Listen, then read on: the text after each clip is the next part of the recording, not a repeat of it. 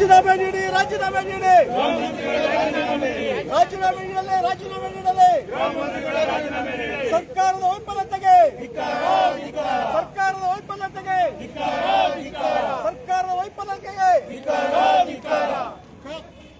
Sir ನಮಸ್ಕಾರ sir, ಒಂದು byte ಕೊಡಿ ಸರ್. ಸರ್ ನಮಸ್ಕಾರ. ಯಾವ ವಿಚಾರಕ್ಕೆ ಇವತ್ತು ತಾವು ಮುಷ್ಕರ ಮಾಡ್ತಾ ಇದ್ದೀರಾ? ಇವತ್ತು ನಾವು ರಾಜ್ಯದಲ್ಲಿ ಕಾನೂನು ಸುವ್ಯವಸ್ಥೆ ಹದಗೆಟ್ಟಿದೆ ಅಂತ ಹೇಳಿ ನಾವು ಪ್ರತಿಭಟನೆ ಮಾಡ್ತಾ ಇದ್ದೀವಿ.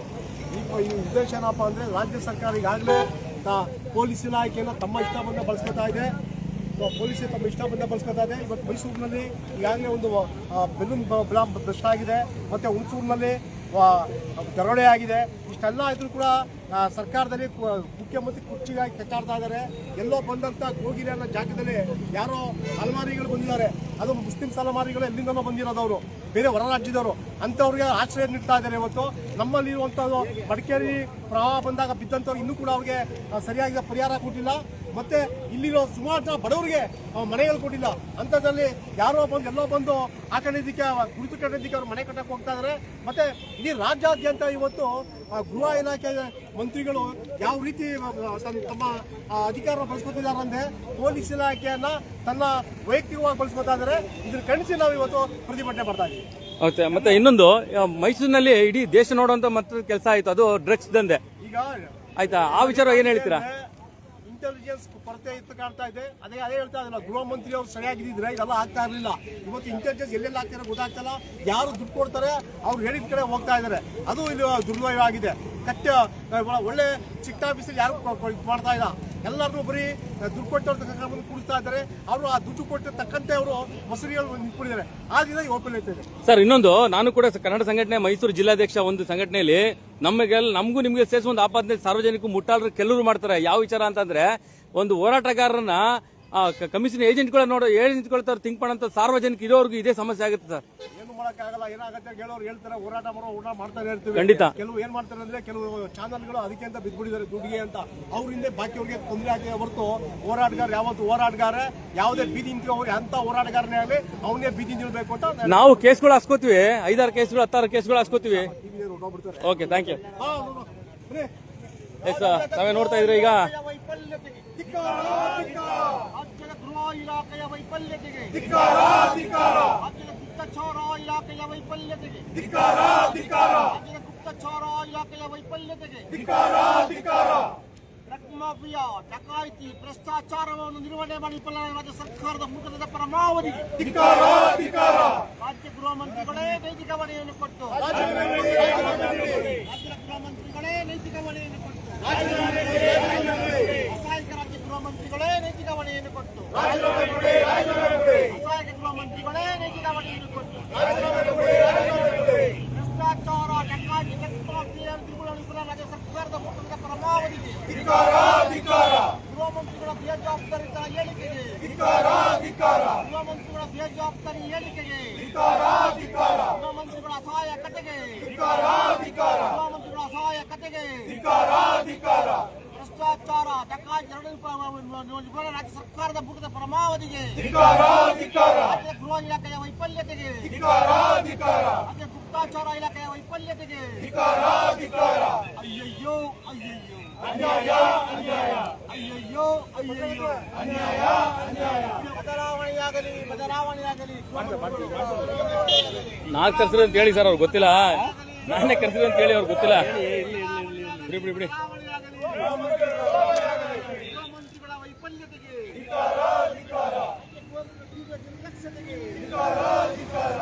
ವೀಕ್ಷಕ ನಮಸ್ಕಾರ, ನಾನಿಂದ ಮೈಸೂರು ಜಿಲ್ಲೆ.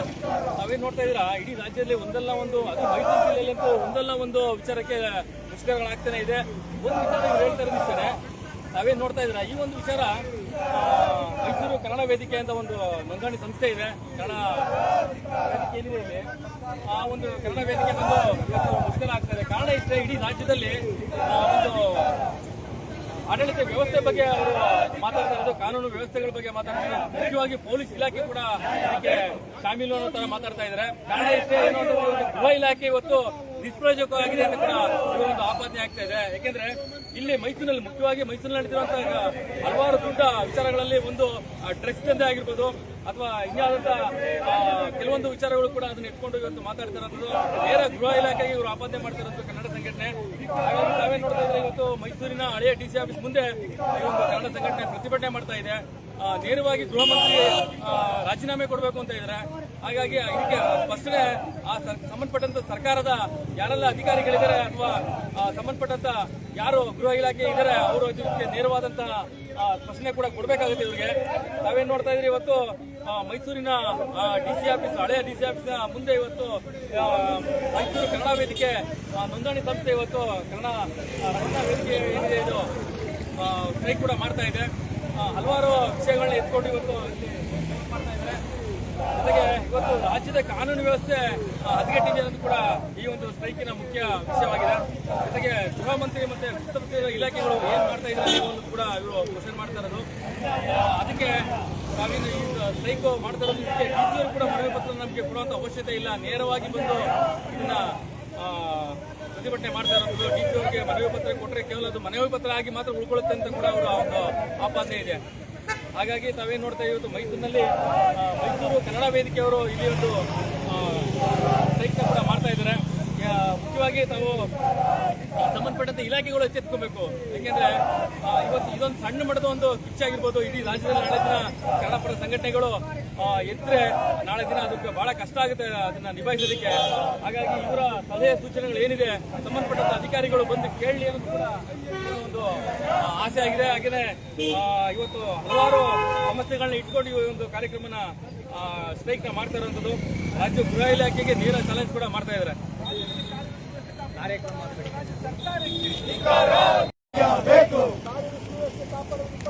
ರಾಜ್ಯ ಸರ್ಕಾರಕ್ಕೆ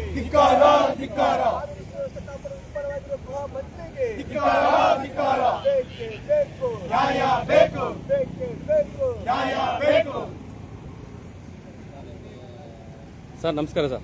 ರಾಜ್ಯ ಸರ್ಕಾರ ಸರ್ ಒಂದೇ ನಿಮಿಷ ಇಟ್ಕೊಳ್ಳಿ, ಅಲ್ಲೇ ನಿಂತ್ಕೊಳ್ಳಿ ಸರ್. ಅಲ್ಲಿ ಸರ್ ತಾವು ಹಸಿರು ಟವಲ್ ಕೂಡ ಹಾಕಿದ್ದೀರಾ. ಹಾಗೆ ಇವತ್ತು ಕನ್ನಡ ಸಂಘಟನೆಗೆ ಬೆಂಬಲ ಮಾಡ್ತಾ ಇದ್ದೀರಾ ಅಥವಾ ಕನ್ನಡ ಸಂಘಟನೆ ಇರುವಂತ ಹಸಿರು ಸೇನೆ ತಾವು ಕೂಡ ಇದ್ದೀರಾ? ನಮ್ದು ಈ ಹೋರಾಟಕ್ಕೆ ಬೆಂಬಲ ಪೂರ್ಣ ಬೆಂಬಲ ಕೊಟ್ಟು ಜೊತೆಗೆ ಇಲ್ಲಿ ಆಗ್ತಿರುವಂತಹ ಅನ್ಯಾಯದ ವಿರುದ್ಧ ನಾವು ಹೋರಾಟ ಮಾಡ್ತಾ ಇದ್ದೀವಿ ಸರ್. ಓಕೆ, ಏನ್ ಹೇಳ್ತೀರಾ ಸರ್? ಯಾವ ಅನ್ಯಾಯ, ಏನು ವಿಚಾರ? ಸರ್ ಏನೂ ಇಲ್ಲ, ಇವರು ಕುಡುಕರುಗಳಿಗೆ ಇವರು ಅಂದ್ರೆ ಯಾರು ಸರ್? ಕುಡುಕರು ಅಂದ್ರೆ ಪಾಪ ಸರ್ಕಾರ ನಮ್ಮ ಘನ ಸರ್ಕಾರ ಏನ್ ಮಾಡಿದೆ ಅಂದ್ರೆ ಕುಡಿದಂತ ಮದ್ಯಪ್ರಿಯರು ಕುಡುಕರು ಅನ್ನೋಂಗಿಲ್ಲ, ಅವರಿಂದನೇ ಸ್ವಲ್ಪ ಏನೋ ನಡೀತಾ ಇದೆ ಅಂತ ಅವರೇ ಓಪನ್ ಆಗಿ ಹೇಳ್ತಾರೆ. ಹಂಗಾಗಿ ಮದ್ಯಪ್ರಿಯರನ್ನ ತಗೊಂಡೋಗಿ ಮನೆ ಬಿಡ್ತೀನಿ, ನಿಮ್ಮನ್ನ ಡ್ರಾಪ್ ಮಾಡ್ತೀನಿ ಅಂತ ಎಲ್ಲ ವ್ಯವಸ್ಥೆ ಮಾಡ್ಕೊಂಡಿದಾರಲ್ಲ, ಅದ್ರ ಬದಲು 3 ದಿನ ನಿಲ್ಸ್ಬಿಡಿ. ಯಾವತ್ತಿಗೆ ಡ್ರಾಪ್ ಮಾಡ್ತೀನಿ ಅಂತ? ಇವತ್ತು ನೈಟ್ ಸ್ವಾಮಿ, ಇವತ್ತು ನೈಟು ಕುಡ್ದಂತವ್ರನ್ನ ನಿಮ್ಮ ಸೇಫ್ ಆಗಿ ಒಂದು ಕಡೆ ಲ್ಯಾಂಡ್ ಮಾಡಿ ಜಾಗಗಳ ಗುರ್ತು ಮಾಡಿದಾರಂತೆ, ಅಲ್ಲಿ ಮಲಗಿಸ್ತಾರಂತೆ. ಜೊತೆಗೆ ತಗೊಂಡು ಡ್ರಾಪ್ ಕೂಡ ಮಾಡ್ತಾರಂತೆ. ನಿಮ್ಗೆ ನಾಚಿಕೆ ಆಗಲ್ವಾ ನಿಮ್ಮ ಸರ್ಕಾರಕ್ಕೆ? ಈ ಮಾತಾ ಹೇಳಿಕೆ ಕೊಡ್ತೀರಲ್ಲ, ಇದೇ ಕಾಳಜಿನ ಕೆಲವು ರೈತರ ಬಗ್ಗೆ, ಕೆಲವರು ನಮ್ಮ ಯಾರು ಕಷ್ಟದಲ್ಲಿದ್ದಾರೆ ಅವ್ರ ಬಗ್ಗೆ ಸ್ವಲ್ಪ ಗಮನ ಹರಿಸಿ. ಸರ್ ಬೀದಿಲಿ ನಿರಾಶ್ರಿತರು ಓಡಾಡ್ತಿರ್ತಾರಲ್ಲ, ಅವ್ರಿಗೇನು ಏನು ಸಹಾಯನೇ ಇಲ್ವಲ್ಲ ಸರ್? ಅದನ್ನೇ ಹೇಳ್ತಾ ಇದ್ದಿಲ್ಲ ಸ್ವಾಮಿ, ನೀವು ಬೀದಿಲಿ ನಿರಾಶ್ರಿತರು ಇರ್ತಾರೆ, ಅವ್ರ ಬಗ್ಗೆ ಗಮನ ತಗೋತಾ ಇಲ್ಲ. ಇಲ್ಲಿ ನಮ್ಮ ಲಕ್ಷಾಂತರ ಜನ ಅರ್ಜಿ ಹಾಕೋರೆ, ಮನೆ ಇಲ್ಲ ಅಂತ, ಅವ್ರ ಬಗ್ಗೆ ಗಮನ ತಗೊಳ್ಳಿ. ಯಾರೋ 3 ದಿನ ಆಗೈತೆ ಅವ್ರಿಗೆ ನೀವು ನೆಲ ಸಮ ಮಾಡದೇಟ್ಗೆ ಹೋಗಿ 3 ದಿನ. ಗಾಂಧಿ ತತ್ವ ಎಲ್ಲೋಯ್ತು ಸರ್? ಇವತ್ತು ಗಾಂಧಿಯವರು ಹೇಳಿದಂತ ಹೇಳಿಕೆಗಳು ಎಲ್ಲೋಯ್ತು ಅಂತ?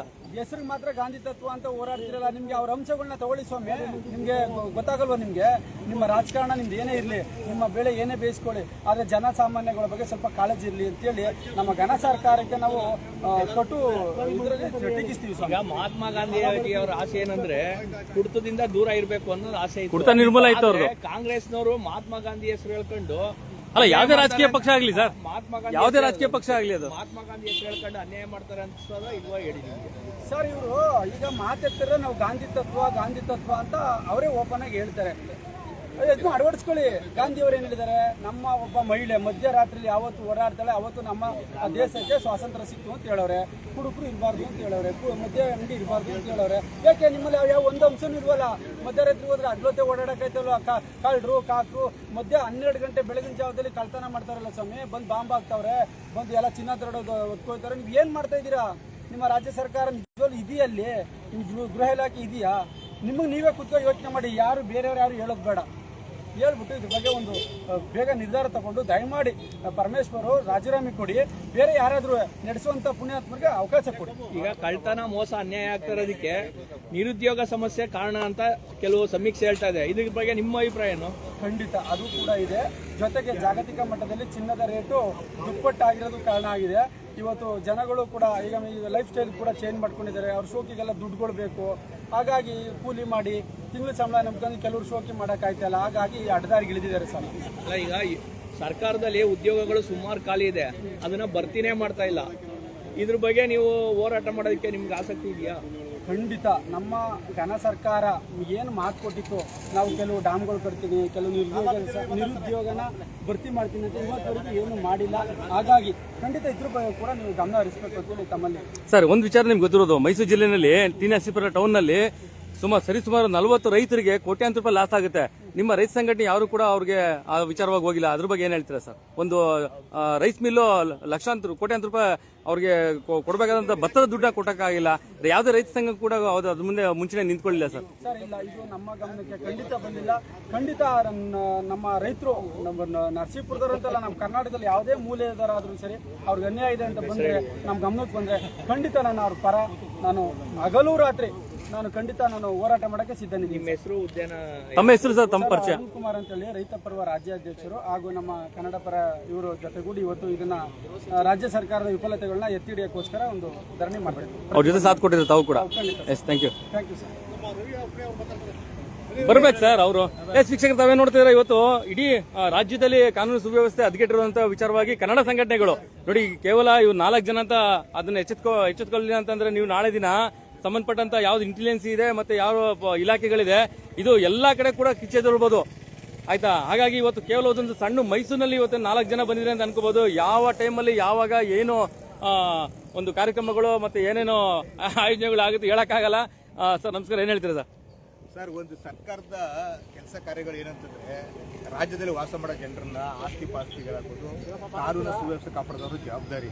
ಅದನ್ನ ಬಿಟ್ಟು ಯಾವನೋ ಒಂದು ಹೊಸ ವರ್ಷದಲ್ಲಿ ಯಾವನೊಬ್ಬ ದುಡ್ಡೇ ತೆಗೆದು ಕುಡಿತಾನೆ ಅಂತಂದ್ರೆ ಅವ್ನು ಕರ್ಕೊಂಡೋಗಿ ಜನರ ಕಟ್ಟಂತ ತೆರಿಗಾಣದಲ್ಲಿ ಪೊಲೀಸ್ ಜೀಪ್ ಕಟ್ಕೊಂಡು ಅವ್ರ ಡಿಸೈನ್ ಹಾಕ್ಸ್ಕೊಂಡು ಅವ್ರನ್ನ ಕರ್ಕೊಂಡು ಮನೆ ಸೇರ್ಪಡೋದು ದೊಡ್ಡ ಮೂರ್ಖತನ.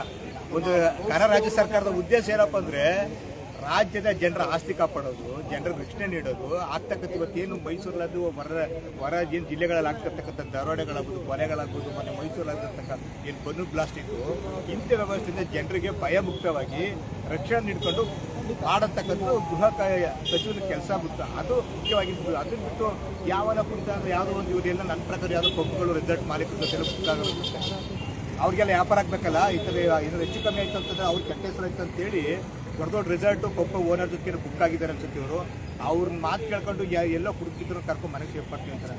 ನಿಮ್ಮನ್ನ ಜನ ಗೆಲ್ಸೋದು, ಕುಡುಕರು ತಗೊಂಡು ಮನೆ ಬಿಡೋಕ್ಕಿಲ್ಲ.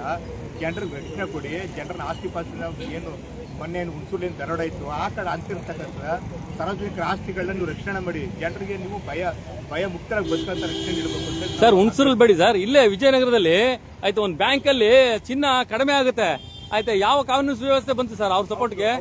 ಅದನ್ನು ಕೂಡ ನೋಡಿದ್ರು.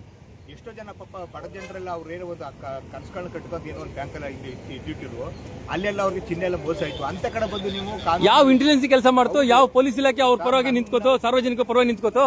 ಅಸಹಾಯಕ ಗೃಹ ಸಚಿವ, ಅಸಹಾಯಕ ಪೊಲೀಸ್ ಇಲಾಖೆ, ಅಸಹಾಯಕ ಗುಪ್ತಚರ ಇಲಾಖೆ, ಟೋಟಲ್ ಕರ್ನಾಟಕದಲ್ಲಿ ಕಾನೂನು ಸಂಪೂರ್ಣ. ಅದೇ ಬ್ಯಾಂಕ್ಗೆ ನಮ್ಮ ಕನ್ನಡ ಸಂಘಟನೆಯವರು ಕೇಳಿದ್ರೆ ಕಮಿಷನ್ ಏಜೆಂಟ್ಗಳಂತ ನೋಡುವಂತ ಕೆಲವರು ಮುಟ್ಟಾಳರುಗಳಿದ್ದಾರೆ ಸಾರ್ವಜನಿಕರು. ಆಯ್ತಾ? ಕನ್ನಡ ಶಾಲಾಗ್ದವರೆಲ್ಲ ಕಮಿಷನ್ ಏಜೆಂಟ್ಗಳು, ಹಸಿರು ಶಾಲಾ. ಯಾಕೆ ನಾನು ಕೂಡ ಒಂದು ರಾಜ್ಯದ ಜಿಲ್ಲೆಯ ಅಧ್ಯಕ್ಷನಾಗಿ ಕೂಡ ನಾನು ನಿಮ್ಮ ಸಪೋರ್ಟ್ ಆಗಿ ಕೂಡ ಮಾತಾಡ್ತಾ ಇರುವಂತದ್ದು. ಹಸಿರು ಟವಲ್ ಹಾಕಿದ್ರೆ ಅವ್ರನ್ನ ಕಮಿಷನ್ ಏಜೆಂಟ್ಗಳು ಅಂತ ತಿಳ್ಕೊಳ್ಳುವಂತ ಕೆಲವು ಮುಟ್ಟಾಳರು ಸಾರ್ವಜನಿಕ ಎಚ್ಚೆತ್ಕೊಬೇಕು ಸರ್. ಮುಖ್ಯವಾಗಿ ಸರ್ ಏನಾಗಿದೆ ಅಂದ್ರೆ, ಎಲ್ಲ ಕಡೆ ಅಷ್ಟೇ ಒಂದು ಕೆಟ್ಟಗಳನ್ನು ಎಲ್ಲ ಒಂದು ಇದ್ದೇ ಇರ್ತದೆ. ಯಾವನೊಬ್ಬ ಎಲ್ಲ ಒಂದು ಕಡೆ ಮಾಡ್ತಾನೆ ಅಂತಂದಾಗ ಅದೆಲ್ಲರಿಗೂ ಕೂಡ ಅನ್ವಯ ಆಗಂತ ಮಾತು. ಜೊತೆಗೆ ಏನಂತಂದ್ರೆ, ಕರ್ನಾಟಕ ಕೆಲವು ಸಂಘಟನೆಗಳು ನೈಜ ಹೋರಾಟಗಳು ಯಾವನ್ ಮಾಡ್ಕೊಂಡು ಬಂದವರು, ನೆಲದಿಂದ ಯಾವನ್ ಹೋರಾಟ ಮಾಡ್ಕೊಂಡು ಬಂದವರು, ಅವ್ನಿಗೆ ಮಾತ್ರ ಕಾನೂನು ಸುವ್ಯವಸ್ಥೆ ಬಗ್ಗೆ ಆಗಲಿ ಇನ್ನೊಂದು ಅನ್ಯ ವಿರುದ್ಧ ಧ್ವನಿ ಎತ್ತಕ್ಕೆ ಸಾಧ್ಯ. ಯಾವ ನನ್ನ ಮನೆ ಎಲ್ಲ ಹೊಸದಾಗಿ ಏನೋ ಹೋರಾಟದ ಚೂಲು ಬಂದು ಏನೋ ಒಂದು ಇದು ಬಿಟ್ಟಿರ್ತಾರ ಪಬ್ಲಿಸಿಟಿಗೆ, ಆ ಕಮಿಷನ್ ಪಬ್ಲಿಸಿಟಿ ಪ್ರಚಾರ. ಆಮೇಲೆ ಇನ್ನು ನಮ್ಮ ಜನ ಮುಟ್ಟಾಡ್ರ ಕೆಲವು ಜನಗಳೇನು ಅಂದ್ರೆ, ಚಾನಲ್ನವ್ರ ಕಳ್ರಂಗ್ ನೋಡ್ತಾರೆ. ಯಾವನ ಮಾಡೋ ಕೆಲಸಕ್ಕೆ ನಾವೇನು ಅವ್ರ ಹತ್ರ ಕೈ ಬಿಡ್ಬೇಕಾಯ್ತು ಅವ್ರ ಹತ್ರ, ಅಲ್ವೇ? ಇವರೆಲ್ಲ ನೆಟ್ಗಿದ್ರೆ, ಸಾರ್ವಜನಿಕ ನೆಟ್ಗಿದ್ರೆ ನಾವೆಲ್ಲ ಯಾಕ್ರಿ ಬರ್ಬೇಕಾಯ್ತು? ಇವರೆಲ್ಲ ಸಾರ್ವಜನಿಕರು ನೆಟ್ಗಳು ಇದ್ದಿದ್ರೆ ಪ್ರಶ್ನಿಸುವ ಮನೋಭಾವನೆ ಇವತ್ತು ಯುವ ಜನತೆಗಿಲ್ಲ ಸರ್. ಇವತ್ತು ಪ್ರಶ್ನಿಸುವ ಮನೋಭಾವನೆ ಇಲ್ಲ. ನಮ್ಮ ಸುತ್ತಮುತ್ತ ಏನಾಗ್ತದೆ, ಸರ್ಕಾರಗಳು ಏನು ಬರ್ತದೆ, ಸಮಾಜ ಯಾವ ದಿಕ್ಕಲ್ಲಿ ಹೋಗ್ತಿದೆ ಅಂತ ಪ್ರಶ್ನಿಸುವಂತ ಮನೋಭಾವ ಆಗಲಿ ಆ ಒಂದು ಇದೆ ನಮ್ಮ ಇವತ್ತು ಯುವ ಜನತೆ. ಸರ್ ಹೋರಾಟ ಇವತ್ತೊಂದಿನಕ್ಕೆ ಮಾತ್ರ ಮೀಸಲ ಹೆಂಗೆ ಸರ್? ಕನ್ನಡದಕ್ಕೆ ನಿತ್ಯ ನಿರಂತರ ಅಲ್ಲ ಈ ವಿಚಾರವಾಗಿ ಖಂಡಿತ ಸರ್. ಯಾಕೆಂದ್ರೆ ಇವತ್ತು 1ನೇ ತಾರೀಕು ಒಂದು ನಾಳೆ ಇದೆ ಅಂದ್ರೆ ಅದಕ್ಕೋಸ್ಕರ ಮಾಡ್ತಾ ಇದ್ರೆ ಏನು ಅಂತ 2025 ಇದಕ್ಕೆ ನಮ್ಮ ಕನ್ನಡದಲ್ಲಿ ಕೇವಲ ನಿಮ್ಮ ಜಿಲ್ಲೆಯಲ್ಲಿ ಮಾತ್ರ ಮಾಡ್ತೀರಾ ಅಥವಾ ನಿಮ್ಮ ಸಂಘಟನೆಗಳು ಬೇರೆ ಬೇರೆ ಜಿಲ್ಲೆಯಲ್ಲಿ ಮಾಡ್ತಾರಾ? ಮೈಸೂರು ಜಿಲ್ಲೆ ಅದನ್ನ ಕರೆ ಕೊಟ್ಟಿದ್ದೀರಾ ತಾವು? ಮೈಸೂರು ಜಿಲ್ಲೆಯಲ್ಲಿ ಮಾತ್ರ. ಓಕೆ. ಅಲ್ಲ ಇಡೀ ರಾಜ್ಯಕ್ಕೆ ಅನ್ವಯ ಆಗಿದೆಯಲ್ಲ ಅದು? ರಾಜಕೀಯ ನಮ್ಮ ರೈತ ಪರ ನಮ್ಮ ರೈತ ಸಂಘಟನೆ ರಾಜ್ಯ ಮಟ್ಟ ಸಂಘಟನೆ ಇದೆ. ನಾವು ಕೂಡ ಹಲವು ಜಿಲ್ಲೆಗಳಲ್ಲಿ ಕರೆ ಕೊಡ್ತೀವಿ. ಡಿ ಸಿ ಅವರು ಮನವಿ ಪತ್ರನ ಕೊಟ್ಟಿದ್ದೀರಾ? ನಮ್ಮ ಕನ್ನಡದಲ್ಲಿ ಅಧ್ಯಕ್ಷರ ತಲುಪಿಸಿದ್ದಾರೆ. ಓಕೆ, ಕೊಡಿ ಹಿರಿಕರ ಹತ್ರ ಮಾತಾಡೋಣ. ನಮಸ್ಕಾರ ಸರ್, ಏನ್ ಹೇಳ್ತೀರಾ ಸರ್? ಇವತ್ತು ಪ್ರತಿಭಟನೆ ಮಾಡ್ತಾ ಇದ್ದೀರಾ? ಪ್ರತಿಭಟನೆ ಮಾಡೋದು ಇಷ್ಟ. ಯಾವುದೇ ಸರ್ಕಾರಕ್ಕೂ ಜೂಗಡ ಪ್ರಾಣಿ ಇದ್ದಂಗೆ ಏನು ಸುಖ ಇಲ್ಲ. ಇಲ್ಲಿ ಈ ಸರ್ಕಾರನ ಒಂದು ಕಡೆ ವೈಫಲ್ಯ ಆಗಿಲ್ಲ, ಎಲ್ಲ ಡಿಪಾರ್ಟ್ಮೆಂಟಲ್ಲೂ ವೈಫಲ್ಯ ಇದೆ. ನಾನು 20 ಲಕ್ಷ ಕೊಟ್ಟು ಬಂದಿದ್ದೀನಿ, 40 ಲಕ್ಷ ಕೊಟ್ಟು ಬಂದಿದ್ದೀನಿ ಅಂತ ಲಂಚನ ಓಪನ್ ಕೇಳ್ತಾರೆ. ಯಾರು ಈ ಇತಿಹಾಸದಲ್ಲಿ ಇಷ್ಟೊಂದು ದುರ್ಗತಿ ಬಂದಿರಲಿಲ್ಲ. ಆದರೂ ಇದನ್ನ ಸರ್ಕಾರನೇ ಮುಚ್ಚಬೇಕು. ಇನ್ನು 2 ವರ್ಷ ಇದೆ, 2 ವರ್ಷ ಬಿಜಾಕಿ ಗವರ್ನರ್ ಆದೇಶ ಹಾಕಿ. ಸರ್ ಸಾರ್ವಜನಿಕರು ಸರ್ ಗೆಲ್ಸಿದ್ದು ಸರ್ಕಾರನ. ಸಾರ್ವಜನಿಕರು ಕಳ್ಸಿದ್ದಾರೆ. ಸಾರ್ವಜನಿಕರು ಬುದ್ಧಿ ಇಲ್ಲ, ಹೋರಾಟ ಮನೋಭಾವ ಇಲ್ಲ. ಬರೀ ನಮ್ಗೆ ಗೈಡ್ ನೋಡಿ, ಈಗ ತಾವು ಒಂದು ಮೈಸೂರು ಏರಿಯಾದಲ್ಲಿ ಇದ್ದೀರಾ, ನೀವೇನೋ ಒಂದು ಕಾರ್ಪೊರೇಷನ್ ನಿಂತ್ಕೊಂಡ್ರೆ ಗೆಲ್ಸಕ್ಕೆ ಯೋಗ್ಯತೆ ಇಲ್ಲದ ಕೆಲವರು ಸಾರ್ವಜನಿಕರು ಆಯ್ತು ಅದೇ ರಾಜಕೀಯ ಚೇಲಗಳು ನಿಂತ್ಕೊಳ್ಳಿ, ಬೇಗ ಹೋಗ್ಬಿಟ್ಟು ಅವ್ರಿಗೆ ಬಾವುಟ ಹೊರಿಸ್ಕೊಂಡು ನಿಂತ್ಕೊಂಡಿರ್ತಾರೆ. ಅವರು ದುಡ್ಡು ಕೊಡ್ತಾರೆ. ಓಕೆ, ನಿಷ್ಠಾವಂತ ಕಾರ್ಯಕರ್ತರು ಎಲ್ಲ ಪಕ್ಷದಲ್ಲೂ ಇದ್ದಾರೆ. ಆದರೆ ಈ ರಾಜಕೀಯ ವ್ಯಕ್ತಿಗಳು ನಿಷ್ಠಾವಂತ ಕಾರ್ಯಕರ್ತರನ್ನ ಬೆಳೆಸೋದಿಲ್ಲ. ಅವ್ರ ಮಕ್ಕಳನ್ನ, ಸೊಸೆಯನ್ನ, ನಾಯಿನ, ಅವ್ರ ಮನೆ ನಾಯಿನ ಬೆಳೆಸ್ತಾರೆ. ಈ ತರ ಆಗಿದೆ. ಆದ್ರೂ ನಮ್ಮ ಜನಕ್ಕೆ ಏನೂ ಒಂದು ಇದಿಲ್ಲ. ಹಿಂದೂ ಅಂತೀವಿ, ಹಿಂದೂ ಎಲ್ಲದವರು ಹಿಂದೂ ಉಳಿಯೋದು. ಇಲ್ಲಿ ನಮ್ಮ ಜನರಿಗೆ ದುಡ್ಡು ಬಂದ್ಬಿಡ್ತು, ಅದರಿಂದ ಅವ್ರಿಗೆ ಯಾವ ದೇಶನೂ ಬೇಕಲ್ಲ, ಏನೂ ಬೇಕಿಲ್ಲ. ತನ್ನ ಫ್ಯಾಮಿಲಿ ಆಯ್ತು ಅಂತ ಕಷ್ಟಪಟ್ಟು ಯಾರು ಸಾಮಾನ್ಯ ಕೆಲವರೆಲ್ಲ ಸಂಪಾದನೆ ಮಾಡ್ತಾ ಇಲ್ಲ. ಯಾವ್ದೋ ರಾಜಕೀಯ ಚೇಲಗಳನ್ನ ಇಟ್ಕೊಂಡು ಅವ್ರು ಮಾಡುವಂತ ಟ್ಯಾಕ್ಸ್ ಅವಾರ್ಡ್ಗೆ ಇವರೆಲ್ಲ ಬಲಿಪಶುಗಳಾಗ್ತಾ ಇದಾರೆ. ದೊಡ್ಡ ಮನುಷ್ಯರ ಇದು ಟ್ಯಾಕ್ಸ್ ದೇಶದ್ರೋಹಿಗಳು, ದೊಡ್ಡ ಮನುಷ್ಯರು ಲಾಸ್ಟ್ ಅದಕ್ಕೆ ಗೈಡೆನ್ಸ್ ಕೊಡೋರು ಆಡಿಟರ್ಗಳು. ಅವರು ಆಡಿಟ್ ಕೊಡ್ತಾರೆ, ನಾವೇ ಕೊಡ್ತಾ ಇರೋದು ಗೌರ್ಮೆಂಟ್ ಡಿಪಾರ್ಟ್ಮೆಂಟ್ ಅವರು. ನಮ್ಮಂತ ಬಡವರು ಮಾತ್ರ ಕೊಡ್ತಾ ಇದ್ದಾರೆ. Thank you. ತಮ್ಮ ಪರಿಚಯ? ಇದು ಫೋಟೋಗ್ರಾಫರ್ಗಳು. ಓಹೋ, ನಮ್ಮ ವೃತ್ತಿ ಬಾಂಧವರು. ನಮಸ್ಕಾರ. ನೋಡಿ, ಇಂಥ ಹಿರಿಕರೆಲ್ಲ ಬಂದು ಮಾಡ್ತಾರೆ ಅಂದ್ರೆ ನೋಡಿ, ನಿಜಲ್ಲೂ ಎಂತೆಂಥ ಕನ್ನಡ ಸಂಘಟನೆಗಳು ಎಂತೆಂಥವ್ರು ಇದಾರೆ. ನಾನು ಆಗ್ಲೇ ಹೇಳ್ದಂಗೆ ನಿಮಗೆ ಕನ್ನಡ ಸಂಘಟನೆಗಳನ್ನ ಕೆಲವರು ಏನು ಶಾಲಾ ಹಾಕೊಂಡ್ಬಿಟ್ರೆ ಅವ್ರನ್ನ ಕಮ್ಯುನಿಸ್ಟ್ ಏಜೆಂಟ್ ನೋಡೋಂಥ ಮುಟ್ಟಾಡ್ರೆ ಕೆಲವರು ನೀವು ಸಾರ್ವಜನಿಕರೇ.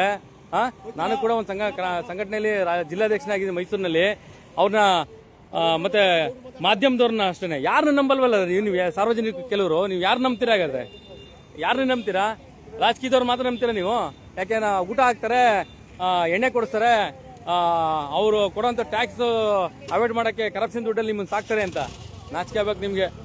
ಸರ್ಕಾರಕ್ಕೆ ನೇರವಾಗಿ ಪ್ರಶ್ನೆ ಕೇಳ್ತಾರಂಥದ್ದು ಕನ್ನಡ ಸಂಘಟನೆ. ಸರ್ಕಾರಕ್ಕೆ ಏನು ಪ್ರಶ್ನೆ ಕೇಳ್ತಾ ಇದ್ದಾರೆ ಅಂತಂದ್ರೆ, ಏನಿವತ್ತು ಗೃಹ ಇಲಾಖೆ ವೈಫಲ್ಯ ಆಗಿದೆಯಲ್ಲ, ಪ್ರತಿ ವರ್ಷನೂ ಕೂಡ ಯಾವುದೇ ಸರ್ಕಾರ ಬರಲಿ ಅದು ಪ್ರತಿ ವರ್ಷನೂ ಕೂಡ ಆ ಒಂದು 1ನೇ ತಾರೀಕು ಬಂದ್ರೆ ಇವರೇ ಕುಡಿಸಿ ಹಾಳು ಮಾಡೋ ತರ ಘೋಷಣೆಗಳು ಕೊಡ್ತಾರಲ್ಲ, ಈ ತರ ಇರ್ಬೋದು, ಈ ತರ ಕಾನೂನು ಸುವ್ಯವಸ್ಥೆ ಇದೆ ಅಂತ ಯಾವ ಮುಟ್ಟಾಳ್ತಾನ ಅಂತ ಸಾರ್ವಜನಿಕವಾದ ಪ್ರಶ್ನೆ ಆಗಿದೆ. ಸರ್, ತಾವು ಕನ್ನಡ ಇಷ್ಟು ಹಿರಿಕರಾಗಿ ಕನ್ನಡ ಹೋರಾಟ ನಿಂತ್ಕೊಂಡಿದ್ದೀರಾ, ತಾವು ಏನ್ ಹೇಳ್ತೀರಾ? ಇಷ್ಟೊತ್ತು ನೀವು ಹಲವಾರು ಸಮಸ್ಯೆಗಳನ್ನ ನೀವು ಕೇಳಿದ್ದೀರಾ. ಹೋರಾಟ ಅಂತಂದ್ರೆ ಹೋರಾಟಗಾರರು ಯಾರೂ 4 ಜನ ಹೋರಾಟ ಮಾಡಲಿ, 10 ಜನ ಮಾಡಲಿ, 100 ಜನ ಮಾಡಲಿ, ಹೋರಾಟನೇ ಅದು. ಇಡೀ ಕರ್ನಾಟಕದಲ್ಲಿ ರೈತ ಸಂಘ ಇರ್ಬೋದು, ಕನ್ನಡ ಚಳವಳಿಗಾರರು ಇರ್ಬೋದು, ಪ್ರತಿಯೊಂದಕ್ಕೂ ಬೀದಿಯಲ್ಲಿ ನಿಂತ್ಕೊಂಡು ಅವರು ಹೋರಾಟವನ್ನು ಮಾಡ್ಕೊಂಡು ಬರ್ತಾನೆ ಇರ್ತಾರೆ. ಅವರು 5 ರೂಪಾಯಿ ಕೊಡಿ, 10 ರೂಪಾಯಿ ಕೊಡಿ, 20 ರೂಪಾಯಿ ಕೊಡಿ ಅಂತ ಯಾರು ಬರಲ್ಲ. ಖಂಡಿತ ಸರ್. ಯಾರೋ 1-2-3 ಜನ ರೋಲ್ ಕಾಲಕ್ಕೆ ಬರ್ತಾರೆ, ಇದ್ದಾರೆ ಅಂತವ್ರು ಇದ್ದಾರೆ. 100ಕ್ಕೆ 10% ಇದ್ದಾರೆ, ಇನ್ನು 90% ಯಾರೂ ಇಲ್ಲ. ಆದರೆ ಇವತ್ತು ನಮ್ಮ ರಾಜ್ಯ ಸರ್ಕಾರ ಅಯೋಗ್ಯ ಸರ್ಕಾರ. ಇದು ಕಾಂಗ್ರೆಸ್ ಸರ್ಕಾರ ಅಯೋಗ್ಯ ಸರ್ಕಾರ.